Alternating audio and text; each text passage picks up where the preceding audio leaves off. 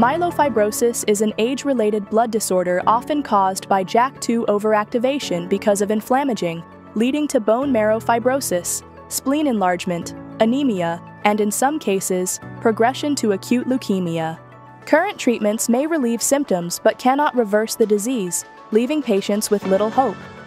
To change this outcome, the Pharmaceutical Industry Technology Development Center has developed an innovative stem cell therapy, PitdcStem.